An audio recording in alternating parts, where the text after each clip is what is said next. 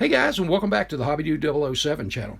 Many of you have already seen my 58 Corvette Custom that I built for one of the themes at the ACME show in Atlanta a few weeks ago.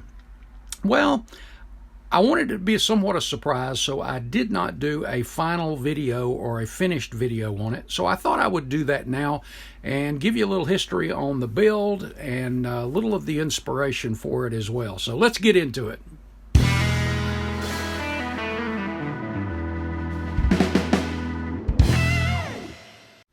20 years ago or so, Ricky Couch, Gerald Wolf, and myself were at a show and swap meet in Pickens, South Carolina. And at that show, Ricky debuted this 1953 Corvette Custom. If you're not familiar with Ricky Couch, he was one of the most creative custom car builders that I have ever known. Ricky worked for 30 years in the body and fender business for the same company, and his paint jobs were always top of the line. His creativity with Bondo and just whatever the material was awesome. And as you can see here, his machined aluminum work was also top drawer. With this car, he did the steering column, steering wheel, the wheels, the entire engine, most of the suspension. In fact, I think all of the suspension in the rear end. This thing was just unreal. And it turned some heads at Toledo, at the NNL Nationals, at Salt Lake, at GSL, was an award winner out there. Ricky was just, whatever he built, he had a great creative mind, and it was inspiring, and he certainly didn't mind sharing anything with anybody. And he was just a prolific builder. We lost him in 2007 way too early. And he is missed. In fact, my build is nicknamed the Ricky C. That's what I call it anyway, in his memory. At that show, during the raffle, I won this 1958 Corvette Roadster, the Pro Modeler from Revell Monogram. And it's sat in my stash for quite a few years. And then the South Carolina Modelers Association had a Corvette challenge, and I started on it then. I had kind of something in mind, but I wasn't sure where I was going to go. But anyway, I never got it finished for that theme or that contest. And in 2011, I ran across this at the SEMA show. It was the show winner in the 2011 Vegas show, or the SEMA show there in Vegas. And I fell in love with this paint job. High gloss, white, red separation stripes, and that satin black. Something about this car, I just loved this paint scheme. So I decided, okay, I've got a paint scheme for this now. So I went back and broke it out, did a little bit more work on it, but then it kind of got set aside back for some stock car builds, and that's okay. But I want to go over this build with you just quickly, kind of go through some slides and just kind of tell you again. Most of you remember, if you've watched any of the previous videos on this build, you'll be kind of up to date, but I wanted to just kind of overview the whole thing real quick. Starting up front with the engine, as you recall, I have two engines. I'm displaying one like a show car outside the car and one identical to it in the car. And they started off as Ross Gibson resin engines, and they were the Alley Rat 502. And I changed, did a little work on the heads, and I had some machined aluminum that I got from Gerald Wolf, 572 valve covers. I think he machined those. And I got a couple of sets of those, and I came up with these engines. And again, these are the Ross Gibson. You'll see the Corvette emblems and the carbon fiber up on the top of the engines. That's the Scale Motorsports carbon fiber. And the Corvette logos that you'll see in the car, on the front of the engines, on the top of the engines. All of that is from Model Car Garage. And then you see here the nut and bolt heads from ProTech, and I used both 20 and 30 thousandths to put the bolt heads around the engine to give it a little bit better look. And also the pulley faces from Detail Master. Here's an up-close look at the front of the engine. The breather that was going to go on the engine that's in the car, I printed those. Those were mastered by Miguel with HobbyWerks, and they were painted. Well, after I primed them, I painted them with Testors dark red. I was trying to remember the number, but dark red, and then did a wash with Tamiya panel line around the elements in the filter. Painted the framing just Tester silver, and then shot it with dull coat. And I think it yielded a really realistic modern look. But I love these Ross Gibson engines. These things, since his passing, you can still find them online here and there, but they're very difficult to find now. But with the 3D printed stuff out nowadays, there's some great stuff there too. Here's a look at the entire drivetrain. Set on a jig there. And the radiator. I took the stock radiator, cut the front of it out, just as if you've not seen my realistic radiators video, go back in the archives until you find that, and you'll see how I did that. Then I used a stock car fan shroud and modified it to fit where the radiator was going to be leaned back just a little bit. And then if you remember, used an HO Train fan for the electric fan. And here it is, primed and painted. Moving on to the some of the chassis, the tires were going to be a lot wider than the stock tires.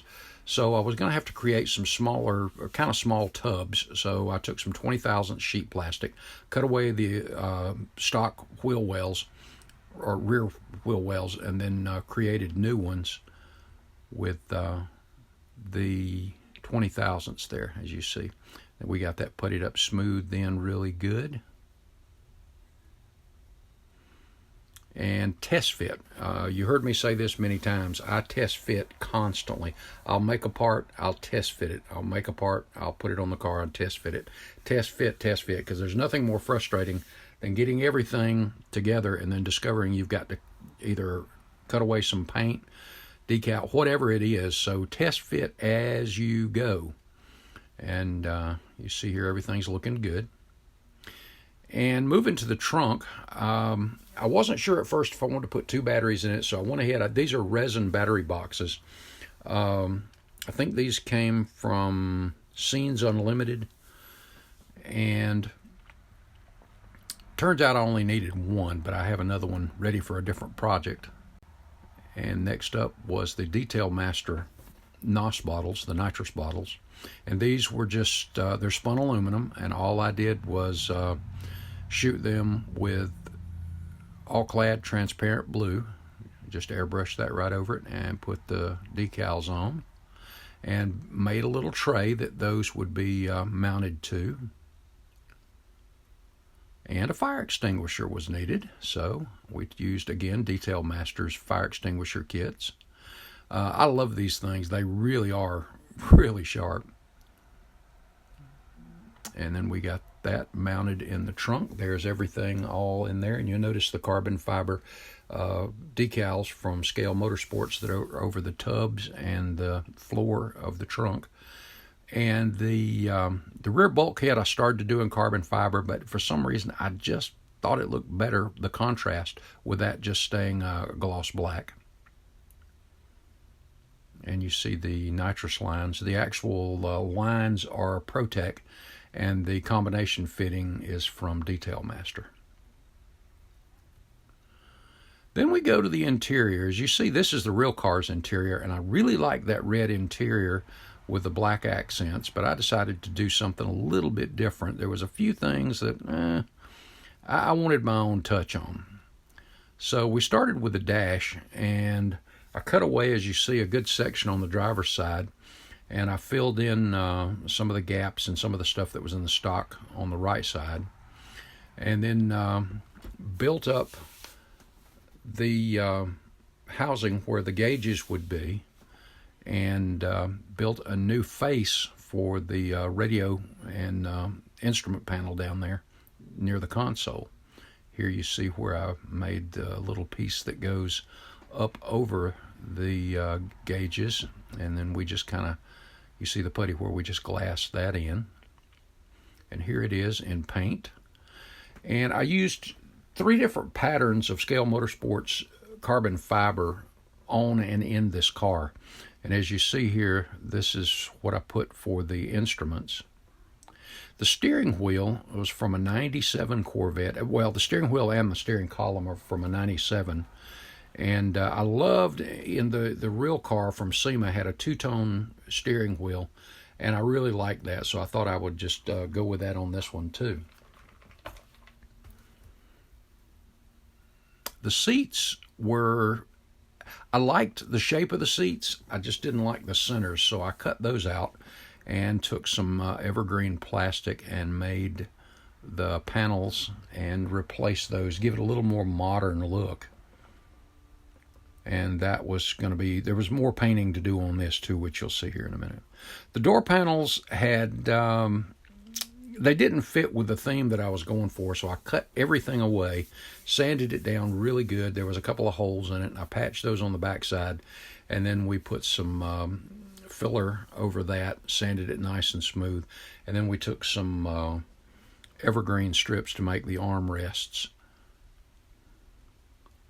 And the carpeting is just embossing powder. And I use the Zing brand. It just happened to be what I have at the time, but any brand of embossing powder will work very well. You just put the, in this case, I shot flat black very generously on the floor and on the inside firewall.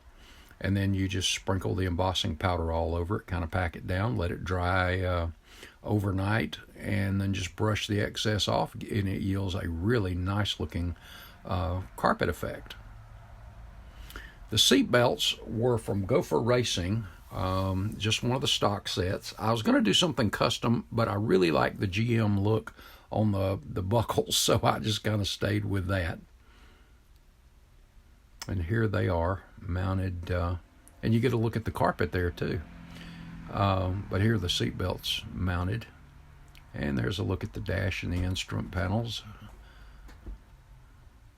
And the center of the steering wheel is also a piece of photo etch, and the center, right above the radio area there, you see the little Corvette emblem, and again, that's from Model Car Garage. My favorite part of the interior, and I don't know why, this is just, I really like the interior, but the CD popped out of the CD player. I just thought that was cool when I did it. And that's, I can't say it was my idea. There was half a CD on one of the photo etch frets, so I thought, wow, how can I not do that? Another look at the interior. Moving to the body, lots of changes had to be made here because I wanted this to be a full custom with no bumpers. I just like that look. So you can see where I filled in down where the bumpers were going to go with some sheet plastic. Also filled in the Corvette emblem you see right up front. Later, as you'll see, I decided to glaze the headlight bezels into the body and make them kind of one piece, almost not really recessed like a French look, but I wanted it to be glazed into the body, and the same with the taillights. Here you see where we filled in the Corvette emblem on the trunk and the keyhole as well, where it would have an electric pop latch. And then looking straight on from the rear, you see where we filled in the holes from where the exhausts would be and the bumpers would mount to give it that smooth look all the way around. And again, here's a test fit. Once the interior, trunk, all that stuff was finished, we went ahead and put that in there, test fit everything, and just at this point all I did was just kind of set the tires in there just to kind of see what kind of stance it was going to have at this point. And what else we were going to have to do. Then the grill work, as you see here, this, by the way, this mesh is from Model Car Garage, and I just laid it over it and measured it out, and here it is mounted behind it. And this is the look we were gonna get. And going back to the body, after we got those headlight bezels in and the grill mounts in, we went ahead and puttied up the body for the final time. And between the headlights, you see those two long white strips. There was a piece of chrome that was molded in right there. And I wanted that stuff removed, again, because it was a custom.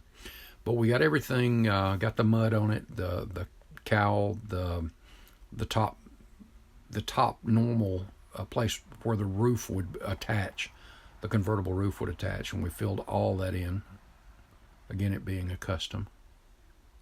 And then here it is with, after it had been sanded. You see how that looks. And the coves, it really made it easier for painting because those coves were separate pieces. And here's a look at the modified firewall. This was both shortened height and width-wise. The new fender wells, we had to make some changes there. Then we broke out the contour gauge and our dial caliper and started doing some measuring. And again, you can go back and look at the other videos. Here's where we got our basic design for the inside wheel wells. After we transferred that to plastic, cut it out, there was our first rough fit. And of course, that was going to be trimmed down to the firewall and to fit nice and flush everywhere. Next up was the carbon fiber, and both the firewall and the inside fender wells were all in carbon fiber, just like everything in the trunk was. And here's how we made our front spoiler. Just got the contour gauge, transferred all that over to sheet plastic, and I actually made two of the front air dam, I guess diffusers or air catchers right there, and I wanted to try a couple different shapes just to see which one would look better, and I really liked this one. It had that more modern look, so that's what we went with. And if you recall, we used from a NASCAR kit, a Salvino's NASCAR kit, one of the rear air diffusers, and we cut this down. This is before I cut out the area for the wheel wells. But I think this thing, as you see, really looked good sitting up underneath there. And then here's just a test fit again. And here it is with the semi-gloss black over it. Then here is the firewall with the carbon fiber decals over it. And all of this, after it got the carbon fiber decals on it, I went back and airbrushed about 4 heavy coats. Well, I shouldn't say heavy, but heavier than normal of future floor wax. And I airbrushed that, probably a little lower pressure than it needed to be. But I think they turned out really nice. And here it is with the fender wells in, and then we test fit the radiator and engine. And everything fit. I wanted it to be a snug fit, but I didn't want it to be unrealistic. Next up was time to paint. So we painted the body in high gloss white, and then we masked off so that all of the hinges could be semi-gloss. And here that is unmasked. And here's the body taped up for the red striping. And after we got the red on there, we went ahead and went through the sanding grits, wet sanding with 3200 all the way up to 12,000. And then we used Novus to buff out the body, get a good high gloss shine on it. And then masked the white and the red off and shot our satin black over it. And as you can see here, that really turned out nice. Something about that paint job it did it for me anyway. I just loved that.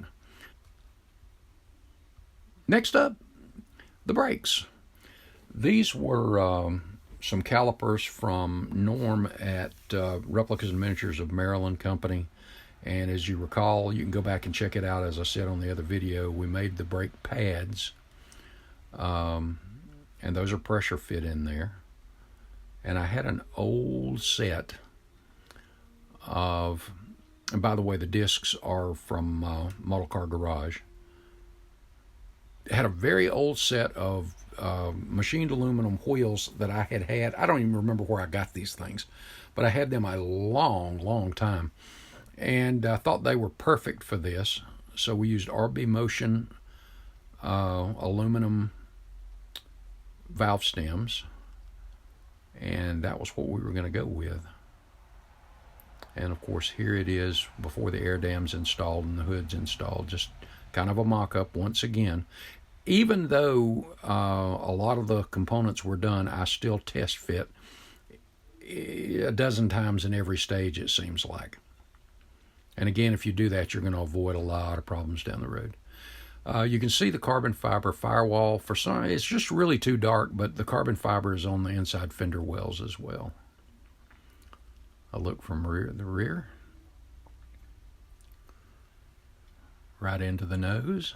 And that is just AK chrome up in the headlights, and then the headlight lens is put on there. And finished. This thing was just an absolute blast to build. It is outside my usual genre of NASCAR and race cars. But this is, since I've started this channel, I've found myself doing, with challenges and other things, a lot of things that are just different for me. But I really, really enjoyed building the Ricky C. Love you, buddy. All right, let's take a look. And here we go, guys. This is the way it was displayed at ACME. And again, I am just not my usual genre, but I am just tickled to death with the outcome of this one. Got to get back to my roots. Got to get back to my stock cars, though. But I do have a couple things on the workbench that are not stock cars. I've got the USAC build, of course, and I've got something else I'm going to try to squeeze in, but I got to get back to my roots, and especially that 32nd scale Lumina. But a little about this thing that are my favorites.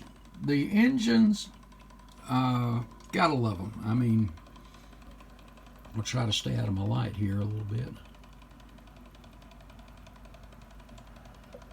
I think they turned out really well. I'm going to take the hood off so you can see it comes back around again.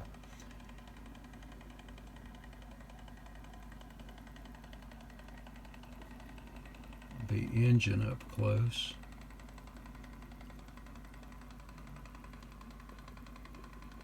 And it's hard to see those sides of the inside fender wells, but all of that is carbon fiber.